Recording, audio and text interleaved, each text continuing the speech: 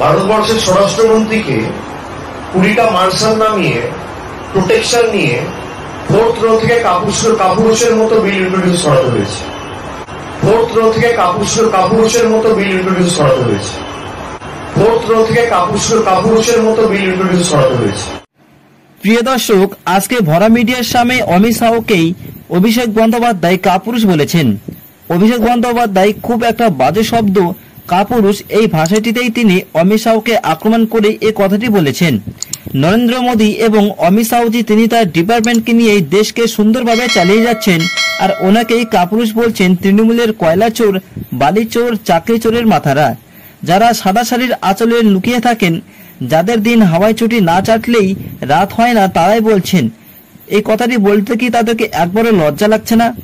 এই অভিষেক বন্দ্যোপাধ্যায়ের ব্যাপারে সেন্ট্রাল এজেন্সি যেটা করছে তাতে পরিষ্কার বোঝা যাচ্ছে তৃণমূলের সকল নেতাদের গলার কাটা হিসেবে কিন্তু এইবার দাঁড়িয়ে রয়েছেন 2026-এর নির্বাচনে অমিত শাহ এবং নরেন্দ্র মোদীজি। এই কথার পাল্টার জবাবে আবার পশ্চিমবঙ্গের বিরোধী দলনেতা শুভেন্দু অধিকারী তিনি বলছেন, অভিষেক মমতার ভাইপো, তিনি এমন সুপুরুষ যে ওনাদের জন্য পশ্চিমবঙ্গে আজ শিক্ষিত যুবক যুবতীদের স্বপ্ন দিন দিন ধ্বংস হচ্ছে, তাদেরকে চাকরি দিতে পারছেন না এই ব্যর্থ সরকার। আবার উল্টো দিকে চোরের রানী চপ ঘুগনির দোকান দিতে বলছেন। আহারে কি সুন্দর, তারা কি সুপুরুষের মতন কথাগুলি বলছেন। প্রিয় দর্শক, আমরা পরবর্তী খবর দেখব। সেইখানে দেখুন উত্তরবঙ্গে কিভাবে মানুষ তৃণমূল ছেড়ে বিজেপিতে যোগদান করছেন।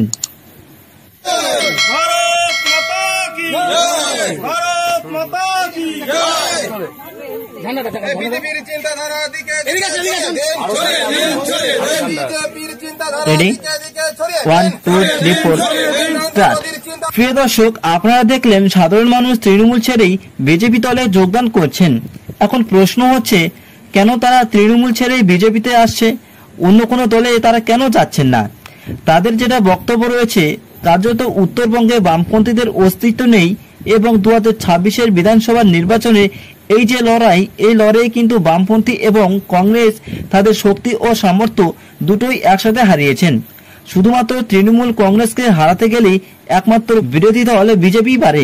এই দলের প্রধান নেতা হিসেবে আছেন শুভেন্দু অধিকারী। এই বাংলার মানুষ যারা পরিবর্তন চাইছেন তারা কিন্তু তৃণমূল ছেড়ে বিজেপিতে যোগদান করছেন।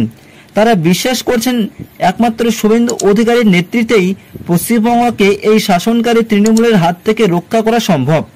এটা তারা অন্ধের মতন বিশ্বাস করছেন বলেই বিজেপিতে যোগদান করছেন এবং তারা এই বিজেপি দলকেই বেছে নিয়েছেন তাদের জীবন সঙ্গী হিসেবে। উত্তরবঙ্গে বিজেপি যে শক্তিশালী গড়, সেই গড় এখনো অটুট রয়েছে, আজকে কিন্তু পরিষ্কার বোঝা যাচ্ছে। অর্থাৎ 2026-এর বিজেপি যেটা আশা করছেন উত্তরবঙ্গে 80% জায়গায় তারা জয়ী লাভ করবেন।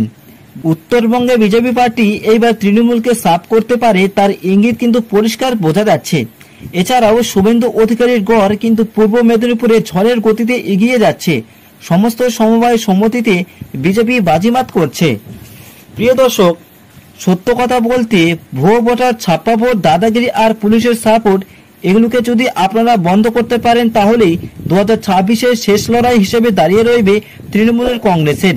প্রতিটি জায়গায় ভুয়ো ভোটারকে ঢুকিয়ে রেখেছেন মমতা ব্যানার্জি এবং এই মমতা ব্যানার্জির জন্যই কিন্তু মৃত ব্যক্তির নামেই তাদের গুন্ডারা ক্রমশ ভোট ব্যাংকে, ভোট বাক্সে তাদের ভোট দিতেই চলেছে। এগুলি আর কতদিন চলবে? মানুষ বুঝতে পারছে এই সরকার মুসলিমদের জন্য, জিহাদিদের জন্য, হিন্দুদের জন্য নয়। এই সরকার থাকলে শিক্ষিত সমাজরা রাস্তায় রাস্তায় চপ ঘুগনির দোকান দিতে বাধ্য হবে। প্রত্যেক কলেজে কলেজে প্রত্যেক দিন ছোট বড় সমস্ত মেয়েরাই ধর্ষিত হবে, আর এই দোষীদের জন্য তৃণমূল বুক ফুলিয়ে তাদেরকে সুরক্ষা দেবে। আর নয়, এই সরকার বাংলা আর নিজের মেয়েকে চাইছে না, তারা চাইছে পরিবর্তন। প্রিয় দর্শক, আপনাদের মূল্যবান মতামত অবশ্যই শেয়ার করবেন আমাদের সঙ্গে কমেন্টের মাধ্যমে, এবং আপনাদেরকে যদি আমার এই ভিডিওটি ভালো লাগে তাহলে অবশ্যই এই চ্যানেলটিকে সাবস্ক্রাইব করে দেবেন। এবং আপনাদের কাছে একটি অনুরোধ রইল, আপনারা এই ভিডিওটি পশ্চিমবঙ্গের সমস্ত বিজেপি কর্মীদের কাছে প্রচুর পরিমাণে শেয়ার করে দিন, যাতে প্রত্যেকের কাছে এই ভিডিওটি পর্যাপ্ত সময়ে পৌঁছে যেতে পারে। প্রিয় দর্শক, দেখা হচ্ছে আপনাদের সঙ্গে পরবর্তী খবরে। ততক্ষণে দেখতে থাকুন, নজরে রাখুন এই সংবাদ সারাদিন ইউটিউব নিউজ চ্যানেলে। এতক্ষণ ধরে এই ভিডিওটি দেখার জন্য আপনাদের সকলকে ধন্যবাদ জানাই।